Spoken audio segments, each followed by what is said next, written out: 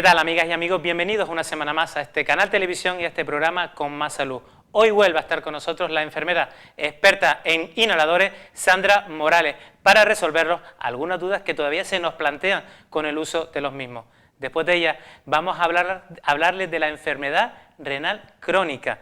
¿Qué es eso? Bueno, después se lo vamos a explicar con el médico Javier Santana Quiles, médico de familia en el Centro de Salud de Ingenio. Pero para que se sitúen un poco, les hablaré del estudio EPIRSE, un estudio epidemiológico que se realizó en España y donde se detectó que hasta el 10% de la población padece esta afectación y se duplica la frecuencia de esta enfermedad en las personas mayores de 60 años.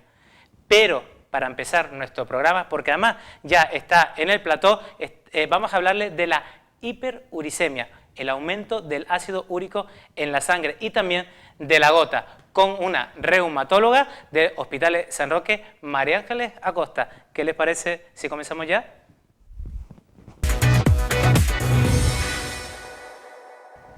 ¿Qué tal, María Ángeles? Hola, ¿qué tal? Muchísimas gracias por venir, por acompañarnos y para hablar de una enfermedad o de una afectación, ¿vale?, que yo creo que cada vez más frecuente, ¿verdad? Pues sí. Muchas gracias por invitarme. Tanto el ácido úrico como la gota, con este cambio de vida y pocos hábitos saludables que estamos llevando, cada vez es más habitual encontrarlo. Sí, cada vez lo vemos más y además lo más curioso es que es muy fácil de evitar teniendo unos hábitos de vida saludables, pero realmente lo vemos cada vez con más frecuencia. Para ir por partes, yo creo que vamos a ir desmenuzando, nunca mejor dicho, este menú. Y la primera pregunta que es importante que los pacientes lo tengan en cuenta, ¿qué es el ácido úrico? Porque hablamos muchas veces de hiperuricemia, que es el aumento del ácido úrico, pero a veces ellos se quedan en 33, nunca mejor dicho. Exactamente. Bueno, pues tendríamos que empezar diciendo que son las purinas, que las purinas son las bases que forman parte del ADN de las células. De nuestro material genético. De nuestro material genético, exacto. Entonces, cuando se produce la degradación celular, se degradan las purinas y se produce el ácido úrico. Y ese es el producto del metabolismo de las purinas. O sea, que es un producto de desecho. Exactamente. Entonces, cuando está alto el ácido úrico en sangre es cuando decimos que hay hiperuricemia.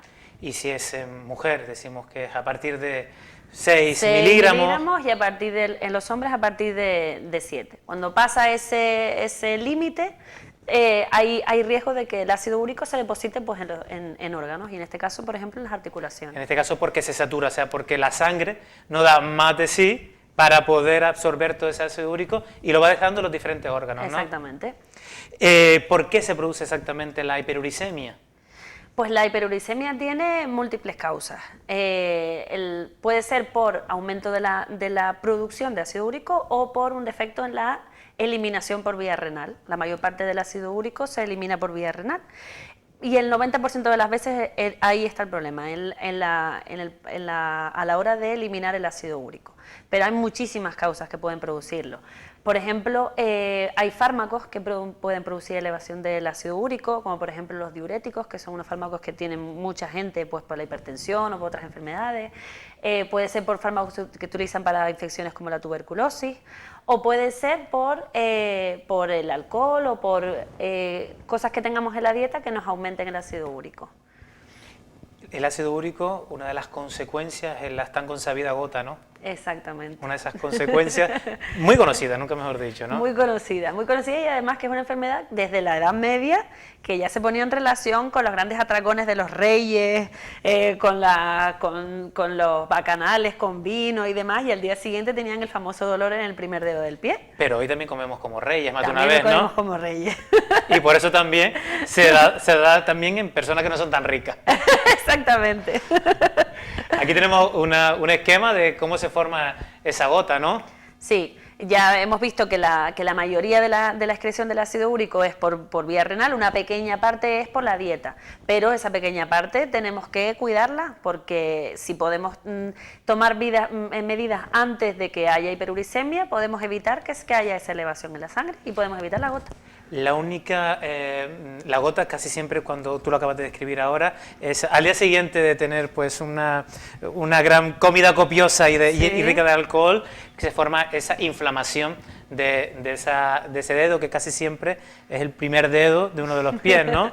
Sí, esa es la manifestación como más frecuente, más conocida. La más clásica. Claro, porque se produce, pues eso, el depósito de los cristales, pues son cristales realmente de ácido úrico dentro de la articulación, la inflama y es un dolor que realmente el paciente lo describe como un dolor que es con el roce de la sábana, un dolor que no lo deja dormir, con enrojecimiento, con inflamación, pero puede afectar a múltiples articulaciones. La más frecuente, rodillas, tobillos y primer dedo de los pies, pero también puede haber crisis de gota en una muñeca, en un codo, en otras articulaciones. O sea, que no solamente en miembros inferiores. No solamente en miembros inferiores, es lo más frecuente, pero no solamente. Muchas veces vemos un codo inflamado por una bursitis, que es inflamación de la bursa olecraniana del codo, y también es por el ácido úrico, o sea que puede afectar a muchas articulaciones. Esta gota suele resolverse pues con cierta facilidad, ¿no? Sí, sí. Realmente, yo siempre digo que es de las enfermedades reumáticas que podemos decir que tiene cura. Porque si no, el curso natural de la enfermedad pues puede ir hacia cronificarse. Es decir, si tenemos crisis de inflamación en una articulación y además esa inflamación es persistente, da otra crisis y otra crisis, no solo produce el dolor del paciente, sino que además a la larga esa articulación se puede estropear. Puede haber incluso daño óseo en la articulación. O deformarla. O deformar, exactamente. Pero si tratamos la crisis y además tomamos las medidas necesarias, podemos curar la gota. Y la gota no solamente se trata ese episodio agudo, como dices tú, que es más fácil de tratarlo con la medicación que estamos viendo en las imágenes, ¿no? Exactamente. La medicación que se debe poner en una crisis de gota son o la colchicina, o los antiinflamatorios no esteroideos, ibuprofeno, naproxeno, Voltaren, Indacid, indometacina, 1000 antiinflamatorios, no hay ninguno que haya demostrado que sea más eficaz que otro en una crisis de gota. Colchicina y antiinflamatorios tienen la misma eficacia y están indicados de igual manera. Los esteroides se reservan para cuando hay algún tipo de contraindicación para usar alguno otro de los fármacos. En la crisis, el momento agudo, antiinflamatorios o colchicina. Que además suelen ser poquitos días. Y las crisis suelen remitir como mucho una semana, 3, 5 días, una semana como mucho se remite la crisis. Y realmente cuando se ha resuelto la crisis, no habría que tener tratamiento después a largo plazo, a no ser que sea un paciente que ya de base tenga unos niveles de ácido úrico altos o sean unas crisis que sean muy seguidas, exacto, seguida una de la otra, entonces ya ahí nos plantearíamos hacer un tratamiento preventivo. Pero si no, tratamos la crisis, intentamos cuidar el resto de alimentación y de otras causas del paciente. Y en esos periodos en los que no hay crisis, también podemos hacer nosotros mucho como pacientes, ¿no? Un montón de cosas. No solamente como médicos, sino también como pacientes, ¿no? Exactamente. Entre ellos, sobre todo, la alimentación. Lo que comentábamos fuera de plató, ¿no? Sí, porque realmente a tener unos hábitos de vida saludables no solo previene enfermedades cardiovasculares, controla la tensión, controla el azúcar, sino que además baja el ácido úrico y con lo cual no tenemos crisis de gota. Y entre todas estas cosas, importantes tener en cuenta a la hora de la dieta, pues evitar las carnes rojas, tanto cerdo como vaca, siempre dejarlo... Una duda, no solo en las crisis. No solo las crisis, por eso no, lo que tú dijiste, entre las crisis podemos hacer todas estas cosas para prevenir que haya crisis. Entonces, pues eso, las carnes rojas evitarlas, siempre se prefiere pues pollo o pavo, evitar el alcohol, lo que comentábamos también antes, que es curioso pero que también hay que tenerlo en cuenta, que la cerveza sin alcohol también sube el ácido úrico, porque no solo por el alcohol, sino por la cebada de la cerveza. Y luego pues evitar también los refrescos azucarados, también sube el ácido úrico. Entonces yo siempre les digo a los pacientes que es preferible que sean light. ¿Para el caso específico? Para el caso específico de que te quieras beber un refresco. Y porque estamos hablando de la gota, porque si otras enfermedades también van pues limitados. Exactamente. Y todas esas cosas, si cuidamos nuestra alimentación, probablemente controlaremos el ácido úrico y a lo mejor no hace falta tener un tratamiento para bajar el ácido úrico. Pero algunas personas que empiezan con la gota también, no solamente con frecuencia, sino en edades más tempranas de la vida, o que algunas que están por defectos en sus genes, que producen determinados defectos enzimáticos, eso también requiere un tratamiento aparte diferente. Exactamente, pero solamente hay que poner tratamiento cuando está el ácido úrico alto si produce síntomas. La hiperuricemia asintomática no se trata. a no ser que tengamos niveles por encima de 12-13 miligramos de decilitro de ácido úrico, o por secundarias a quimioterapia o este tipo de tratamiento. Si no, tener un ácido úrico en sangre de 8, si no hemos tenido crisis de inflamación articular, no hace falta tratarlo. Lo que hay que evitar que aumente. Exactamente. Para que no se vaya depositando poco a poco y que luego ya note una crisis de gota. Exactamente. ¿Podemos también tener una crisis de gota, si los niveles de ácido úrico no están altos? Sí. Porque es una pregunta que te hacen también sí. en la consulta, ¿no? Tú etiquetas a un paciente que tienes alta sospecha de que lo que tiene es una gota, pero tú después le haces el análisis y los niveles de ácido úrico no dieron alto. Exacto, porque además muchas veces esos niveles son muy oscilantes. El ácido úrico en sangre va variando y lo podemos coger en un momento determinado en que además en sangre está bajo porque probablemente esté depositado en la articulación. Efectivamente. Entonces, sí, el paciente te dice, no, pero si yo el ácido úrico en la analítica lo tengo bien, ya, pero eso no ha sido de ahora solo, eso es una cosa que ha sido con el tiempo. Claro. Entonces, en esos casos podemos encontrar el ácido úrico normal. Exactamente. Pero hay otra cosa muy importante, que hay que tratar las hiperuricemias en pacientes que han tenido antecedentes de inflamación y además, sobre todo, los pacientes que ya tienen tofos. No hemos dicho lo que son los tofos son esas bolitas que se depositan en las articulaciones y que producen como unos nódulos que no son sino eso, cristales de ácido úrico que se han quedado ahí formados. Entonces ahí sí hay que poner tratamiento para bajar el ácido úrico porque muchas veces se pueden disolver esos tofos, que a veces son muy molestos porque aparecen en codos, en articulaciones de roce. Y algo feos también. Un poquito feo. Es un Pero, además de los tofos, del tener ácido úrico que no produzca síntomas y de tener la gota, el ácido úrico alto también puede producir daño en otros órganos, ¿no? Pues sí, y principalmente los riñones. No solo porque los cristales de ácido úrico también pueden producir piedras en el riñón, es decir, litiasis renal por cristales de ácido úrico, sino porque además ese ácido úrico alto persistentemente puede deteriorar la función renal. O sea que controlar el ácido úrico previene, pues eso, deterioro de la función renal y además que el ácido úrico alto también es un riesgo de enfermedad cardiovascular. Una cosa, aumenta el riesgo de tener una angina o un infarto. Exactamente. Eso es importante también tenerlo en cuenta porque a veces pensamos que el ácido úrico, pues nada, nada, como no tengo la gota, no hago nada. Exactamente. ¿No?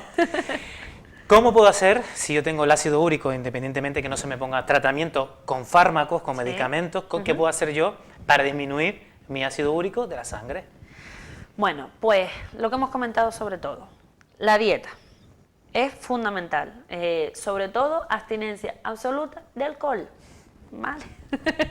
Importante. Abstinencia absoluta de alcohol y de cerveza sin alcohol, a pesar de que se ha visto que el vino tinto en concreto no sube el ácido úrico, pero estamos hablando de con moderación, un vasito de vino. Una copa, no una copa, ¿verdad? No una copa, una copa.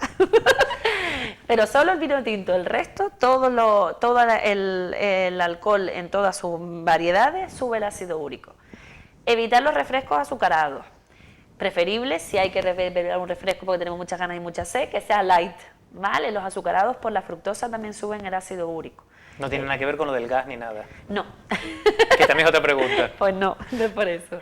Y luego también lo que hemos comentado antes, que son ya hemos dicho los refrescos, intentar que las carnes rojas, evitarlas en la dieta, siempre preferible pollo, pavo, conejo, ¿vale? Evitar el embutido, el marisco. El marisco también sube el ácido úrico. Que es lo más que suele decir la gente. Que es lo que más se relaciona con el ácido úrico es el marisco, porque es verdad que es lo que más... Y las vísceras también, ¿no? Sí, sí. Las vísceras, como por ejemplo los callos. Son ricas en purina, sí, realmente todas esas cosas hay que evitarlas. Pues eso. Y luego ya por último, que sea una dieta rica en verduras y frutas. Y se ha visto que las naranjas bajan el ácido úrico, es decir, que los zumitos de naranja también vienen bien. Y el café y la leche, y siempre preferiblemente que sea leche desnatada y así de paso nos evitamos la grasa que nos pueda perjudicar en el colesterol y con respecto al tomate, que además lo vemos aquí muy bien pintado, bueno, fotografiado, perdón. Pues el tomate, como todas las verduras, está dentro de la alimentación que se recomienda, es decir, que no nos va a subir el ácido úrico. Perfecto. Vale. Si nos quieres añadir alguna cosita más de esta enfermedad, que yo creo que es sinceramente cada vez más frecuente, aunque no hay unos estudios reales de la frecuencia de esta enfermedad. Sí. ¿No?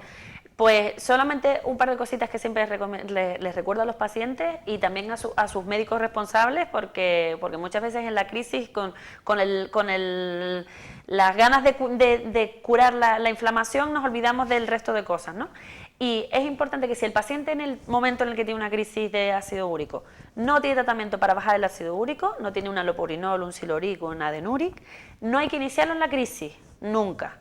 Siempre después de que haya pasado la crisis, porque si no el ácido úrico lo volvemos loco. Si te refieres al tratamiento de mantenimiento. Exactamente, tratamiento de base.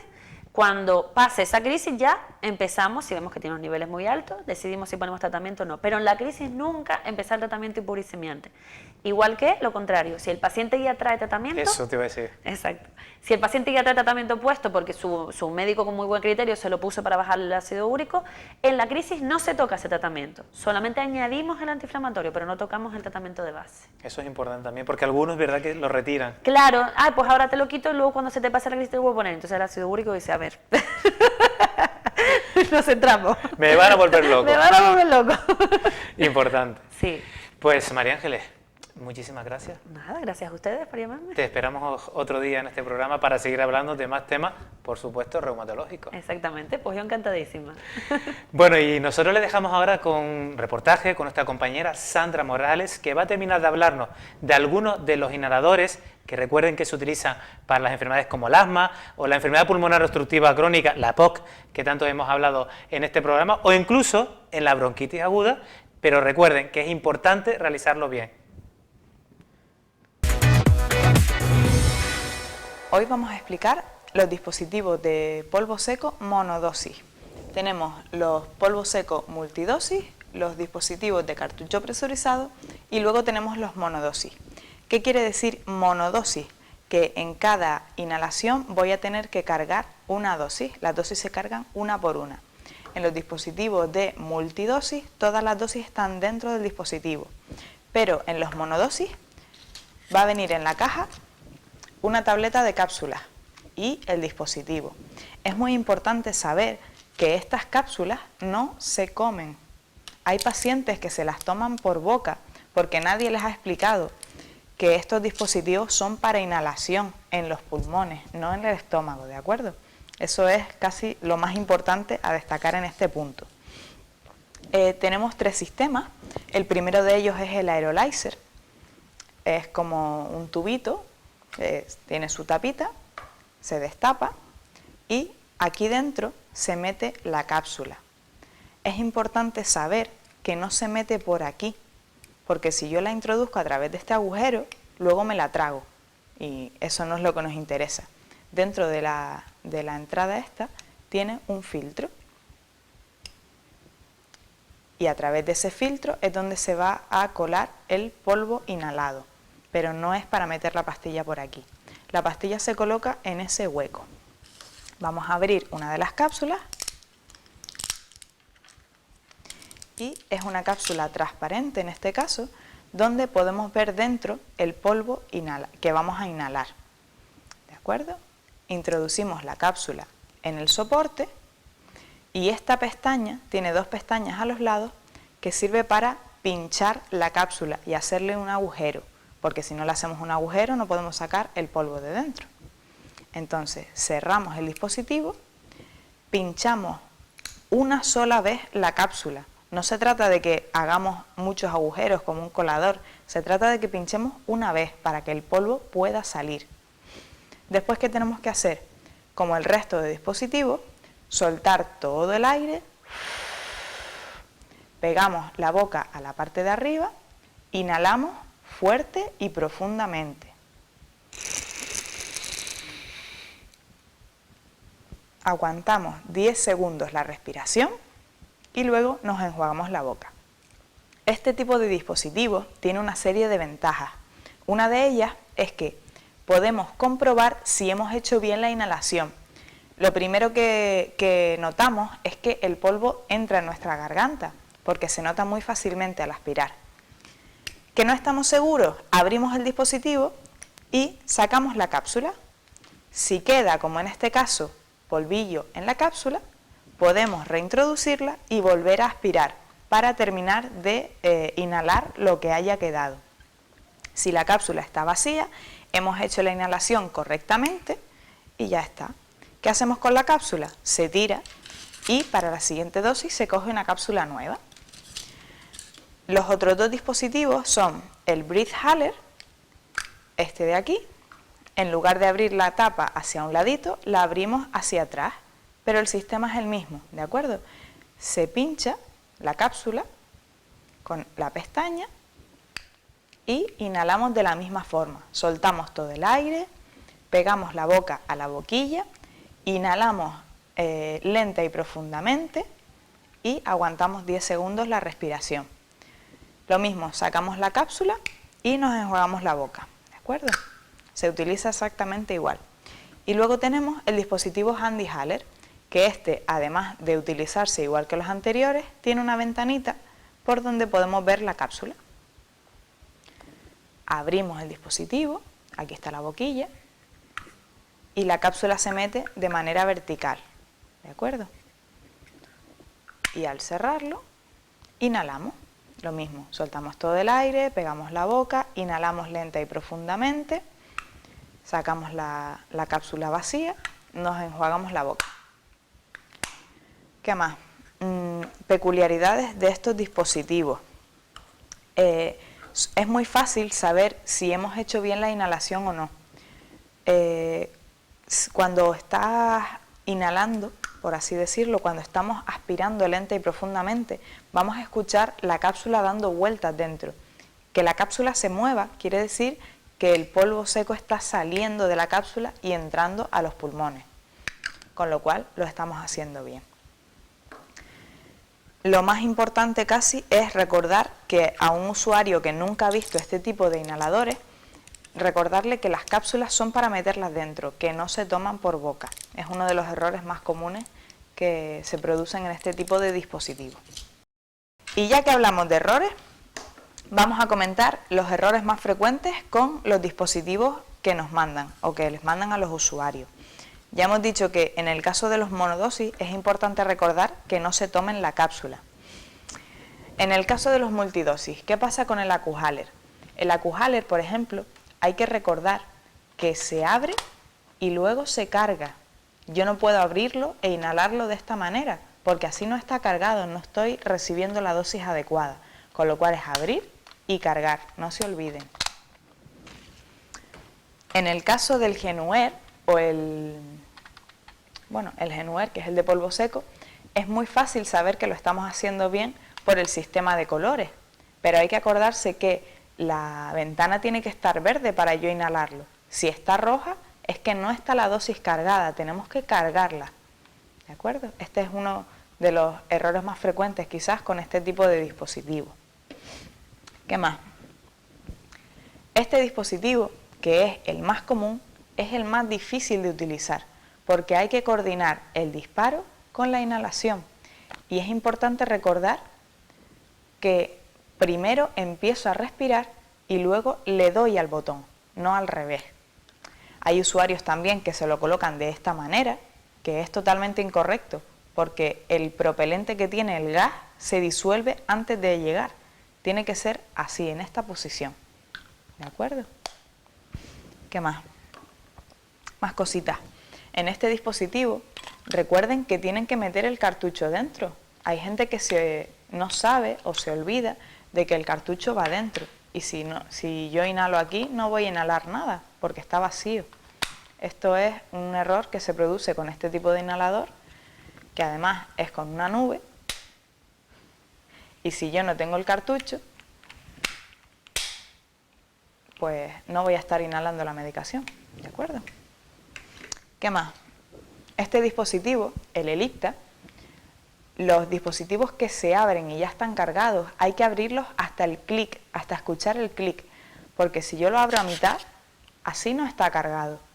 Está abierto, pero no lo he cargado del todo. Tengo que llegar a escuchar el clic hasta atrás. Ahora sí está cargada la dosis para yo poder inhalarlo. Otro detalle, recordemos que las cámaras de inhalación se lavan con agua y jabón, importante, pero se secan al aire, no se deben secar con paños de papel ni de tela, porque lo que hacemos es acumular electricidad estática y eso no nos conviene. En este tipo de inhaladores es muy frecuente seguir utilizándolo cuando en realidad ya no queda medicamento. Yo puedo apretar todo lo que yo quiera y va a salir medicación, pero vamos a comprobar cuánto le queda. Está vacío y sin embargo sigue saliendo gas. Esto es muy frecuente. Y pregunta, cuando ya se me ha acabado este, ¿puedo coger otro cualquiera y seguir utilizándolo? No, porque este es un medicamento diferente a otro que nos hayan podido recetar. Hay que comprobar siempre el principio activo. Este, por ejemplo, es de salbutamol, pero el otro, que suele venir en el plástico de este color, es un corticoide y no podemos mezclarlo ni utilizar el inhalador de otra persona.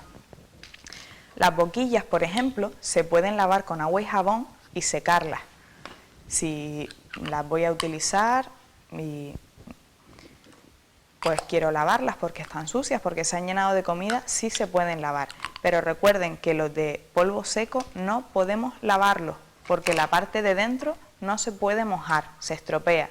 Se apelmaza el polvo y no lo inhalamos, que al final es el objetivo. Estas se limpian con un paño seco. Limpiamos la boquilla y ya está lista para utilizar.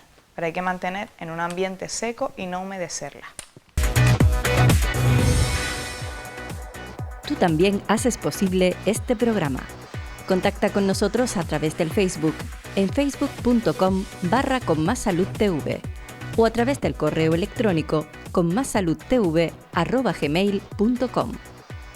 Haznos llegar tus ideas, sugerencias y aquellos temas que te gustaría que tratásemos en el programa. Te esperamos.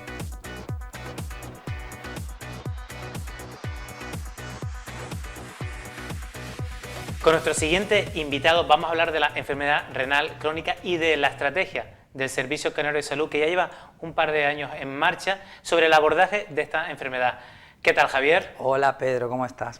Muchas gracias por atender a nuestra llamada. Gracias a ustedes por llamarme. Para hablar de un tema que cada vez está más en auge, entre otras cosas porque tenemos una población también cada vez más envejecida. Sí, la verdad es que la enfermedad renal es un importante problema de salud pública que empeora todos los factores de riesgo cardiovascular. Pero, ¿qué son los riñones? Los riñones son dos órganos vitales que se sitúan detrás del abdomen en una zona que se llama el retroperitoneo, que está debajo de la caja torácica, que tienen un aspecto de puño y que miden aproximadamente unos 12 centímetros. Casi todos tenemos dos riñones, pero eso no implica que hay gente que tiene un solo riñón y que vive una vida completamente sana y normal. Todos conocemos a alguien que ha cedido un riñón o alguien que ha trasplantado parte de su riñón y viven una vida completamente normal. ¿Para qué nos sirven estos riñones? Pues los riñones son órganos fundamentalmente para la depuración de productos de desechos. Los riñones depuran todos los productos de desechos que se producen en el organismo y que pasan al torrente sanguíneo. De hecho, aproximadamente le llega hasta casi 180.000, unos 200.000 litros de sangre, ¿no? Por esos riñones. Sí, unos 180 litros de sangre. Perdón, 180 litros de sangre, gracias. Sí, los riñones filtran aproximadamente unos 180 litros de sangre al día y sin embargo son capaces de eliminar unos 2 litros de agua y de desechos. Importante. ¿Pero solamente tienen esta función de filtrado de la sangre? No. Los riñones, además de tener la función de filtrado que hemos hablado hasta ahora, tienen otras funciones, como pueden ser equilibran los líquidos del organismo, son los encargados, todos los líquidos que entran en el organismo tienen que ser exactamente igual que la cantidad de líquidos que sale. Pero además tienen una importante función hormonal. En los riñones se sintetizan 3 hormonas fundamentalmente. Se sintetiza la eritropoyetina, que es la encargada de la formación de glóbulos rojos, se sintetiza la renina, que es la encargada del control de la tensión arterial, y se sintetiza la vitamina D, que es la encargada de mantener el calcio en los huesos y evitar de esta forma la osteoporosis. Sería también conveniente explicar a los telespectadores cómo sabemos nosotros si un riñón está funcionando bien o un riñón está funcionando mal. Pues es fácil. Si la función principal de los riñones es la depuración de sustancias de desechos, vamos a medir estas sustancias de desecho que permanecen en la sangre y que no han sido depuradas por los riñones. Esa diferencia entre lo que permanece en la sangre y lo que se elimina por los riñones es lo que nosotros solemos denominar aclaramiento o filtrado glomerular de esa sustancia. Para ello utilizamos fundamentalmente dos tipos de sustancias. Una que es la del metabolismo de las proteínas, que es la urea, y otra que proviene del metabolismo de los músculos, que es la creatinina. Pero no solamente esto, también tenemos otro tipo de sustancias, fósforo, bicarbonatos, calcio, glóbulos rojos, que sirven para ver cuál es el funcionamiento de los riñones. Entonces, ¿cuándo podemos hablar de que estamos ante una enfermedad renal crónica?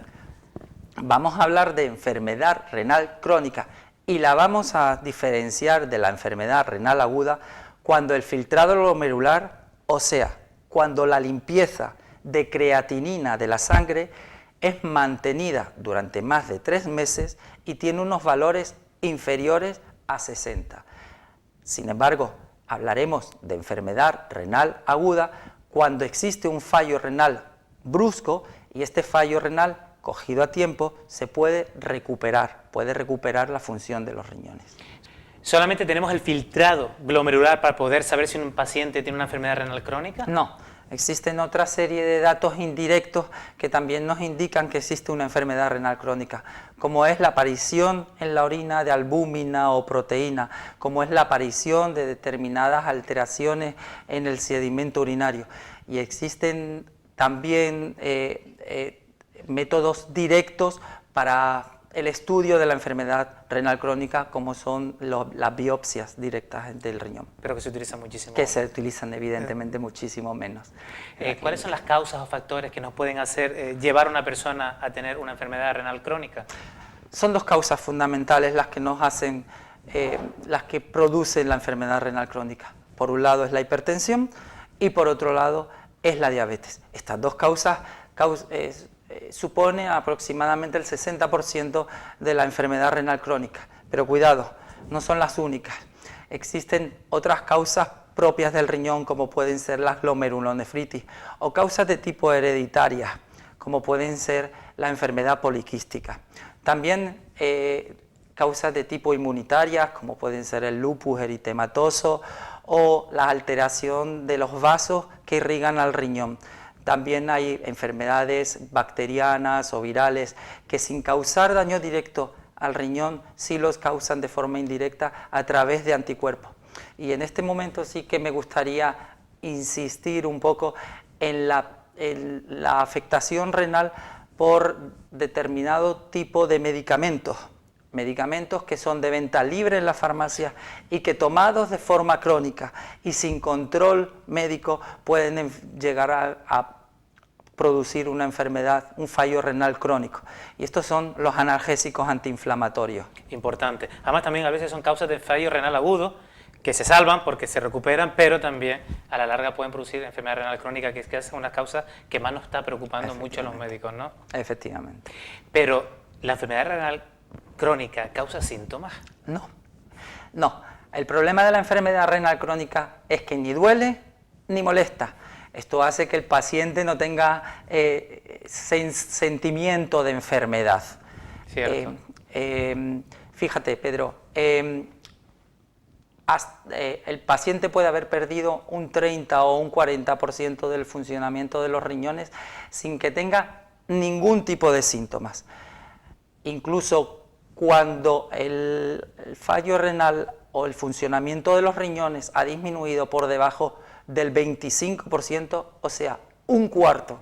O sea, que solo nos funciona una cuarta parte. Que solamente nos funciona una cuarta parte del riñón, es cuando empiezan a aparecer las manifestaciones de la enfermedad renal crónica. De ahí la importancia del abordaje, de la estrategia de abordaje del Servicio Coronario de Salud, ¿no? Efectivamente. Aquí hay otra imagen que nos gustaría que nos explicaras, porque en lo que se relaciona esta afectación del riñón con otra serie de enfermedades que aquí ya hemos hablado en otras ocasiones, que son las enfermedades cardiovasculares, porque cuanto peor esté esa enfermedad renal, mayor riesgo de tener una angina, un infarto o un ictus. Sí, efectivamente. El manejo de la enfermedad crónica va a depender de la velocidad de instauración de esta enfermedad y de la progresión de la enfermedad. Esto se estadia en 5 estadios, como vemos ahí, estadio 1, 2, 3, 4 y 5. Es en el estadio... Perdón un segundo, que son las barras horizontales que vamos teniendo de arriba hacia abajo. Efectivamente, exacto. Y que van a ser el filtrado glomerular, o sea, la limpieza de la creatinina, la que nos va a ir marcando en qué grado estamos de enfermedad renal. Llamamos enfermedad renal crónica cuando la afectación renal está por debajo de 60. Como ves ahí, cuando estamos en un estadio 3A. Llamamos enfermedad renal crónica avanzada en el estadio 4 y 5. Y en ese momento nuestro objetivo va a ser el control de las complicaciones. Efectivamente. Y también vemos una serie de columnas hacia la derecha en el que vemos los niveles de lo que nos comentabas antes, ¿no? Los niveles de proteína en orina. Como dijimos antes, no solamente el filtrado glomerular va a ser el que nos va a marcar la enfermedad renal crónica, sino también la presencia en la orina de determinadas sustancias como son proteínas o albúminas, y que son las que nos van a marcar una enfermedad renal leve, moderada o severa. Aquí, para que se terminen de aclarar, esto es como el semáforo. En verde significa que nuestro riñón está funcionando casi normal y no detectamos proteínas en la orina, mientras que el rojo significa que estamos detectando mayor cantidad de proteínas en orina y además nuestro filtrado glomerular está bastante disminuido, o sea, nuestro riñón está filtrando poquito. Y probablemente ya sea irreversible el funcionamiento del riñón. Efectivamente. ¿Cómo podemos, por tanto, tratar esta enfermedad que en el fondo, por lo que vemos, ya es compleja, ya simplemente en estadio es que es compleja? En el estadio 1 y 2 tendremos que controlar los factores de riesgo para evitar la aparición de la enfermedad renal. En el estadio 3 lo que tendremos que controlar son los factores de riesgo, pero ya está instaurada la enfermedad y vamos a intentar evitar la progresión de la enfermedad renal. Que no siga avanzando. Que no siga avanzando. Y en el estadio 4 y 5 lo que tendremos que tratar es evitar que se llegue al final, o sea, que se llegue a la diálisis, evitar las complicaciones de la enfermedad renal. Y aquí tenemos los pacientes mucho que hacer, ¿no? Sí, en este caso no solamente habrá que controlar los factores de riesgo, sino habrá que tener una serie de medidas generales. En primer lugar, una dieta hiposódica, una dieta pobre en sal, evitar todos los productos ricos en sal, evitar los embutidos, evitar los ahumados, los quesos, evitar los mariscos. Por otro lado, restringir las proteínas, pero no eliminarlas de la dieta. Y en tercer lugar, como pone ahí, restringir todos los alimentos ricos en potasio, que como pone en la diapositiva son los plátanos, las papas, los cacaos, los chocolates, los frutos secos, que son ricos en potasio. Es verdad, el potasio en concreto viene muy bien antes de que aparezca la enfermedad porque nos ayuda a regular los niveles de colesterol, pero una vez instaurada la enfermedad, los niveles de potasio sí hay que restringirlo y controlarlos un poquito, ¿no? Y después ahí vamos a nombrar en 2 imágenes más unos factores que a ti te encantan mucho nombrar. Uno es la diabetes. Evidentemente, si sabemos que las 2 causas principales de la enfermedad renal crónica son la diabetes y la hipertensión, nuestro objetivo será controlar la diabetes y la hipertensión. En el caso de la diabetes, el paciente tendrá que tener muy claro cuáles son los objetivos de azúcar y tendrá que convenir con su médico cuáles son los objetivos a lograr. Efectivamente. Y además, no solamente eso, sino que en el caso de los diabéticos tienen que tener también muy bien controlada la hipertensión, porque como vemos en la otra imagen, La hipertensión probablemente sea el factor que mejora y que evita la progresión hacia una enfermedad renal crónica terminal. Entonces, ¿debemos ser un poquito más estrictos a la hora del control de la tensión arterial cuando ya está la enfermedad renal crónica establecida? Sí, quizás hay que intentar controlar y bajar los niveles de tensión arterial un poquito por debajo, sobre todo cuando existe una eliminación de proteínas, o sea, cuando existe una proteinuria por encima de 1 gramo. Eso es importante tenerlo en cuenta, ¿no?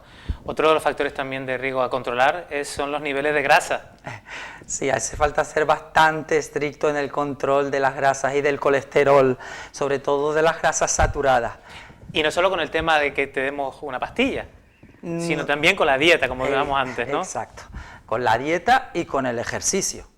Efectivamente, porque además el tener una grasa descompensada, o sea, que la LDL, que aquí lo hemos visto otras veces, que la grasa mala esté más alta, es perjudicial. Lo que tenemos que tener es el HDL, la grasa buena, un poquito más alta.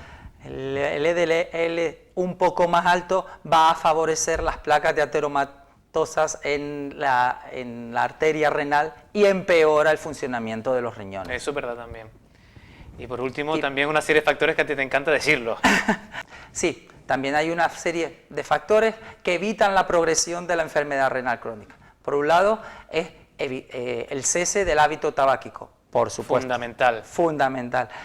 Por otro lado, evitar el exceso de alcohol, evitar el sobrepeso y la obesidad, hacer ejercicio físico de forma regular, la ingesta de líquidos. La ingesta de líquidos en condiciones normales debe de ser entre 1,5 litros y 2 litros, que limitaremos cuando existe una enfermedad renal crónica terminal. Y por supuesto, la inmunización en los pacientes con enfermedad renal crónica, o sea, la vacunación frente a la gripe y frente al neumococo en los momentos de máxima incidencia. Efectivamente. Y por último, importantísimo, esto no nos podemos olvidar de evitar la ingesta de los fármacos que realmente favorecen una enfermedad renal crónica. Son fármacos nefrotóxicos. Evitar la ingesta de los analgésicos antiinflamatorios.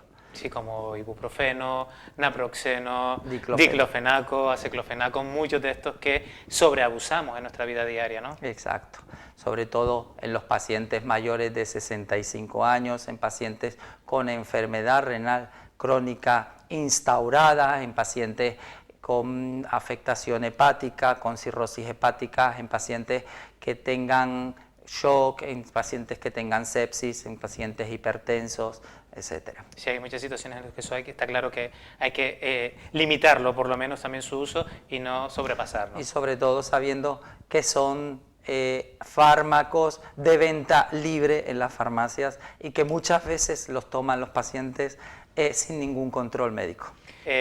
Javier, muchas gracias por tu intervención. ¿Qué te parece si quieres añadir alguna cosa más para poder cerrar esta sección? Gracias a ustedes por invitarme. Solamente recordarte a ti y a los pacientes que deben de crear una estrategia de abordaje común con tu médico para prevenir la aparición y la progresión de la enfermedad renal crónica. ¿Verdad? En ello estamos porque afortunadamente las análisis ya podemos detectarlo, pero aquí la complicidad con el paciente es muy importante, ¿verdad? Es un abordaje conjunto entre el paciente y el médico. Muchas gracias. A ti. Bueno, nosotros les esperamos ya la semana que viene en este mismo canal con más salud, pero no se olviden que esta misma semana tenemos nuestra carrera, nuestra tercera carrera solidaria y caminata solidaria en Cruce de Arinaga. No dejen de inscribirse porque es para una buena causa. Muchas gracias.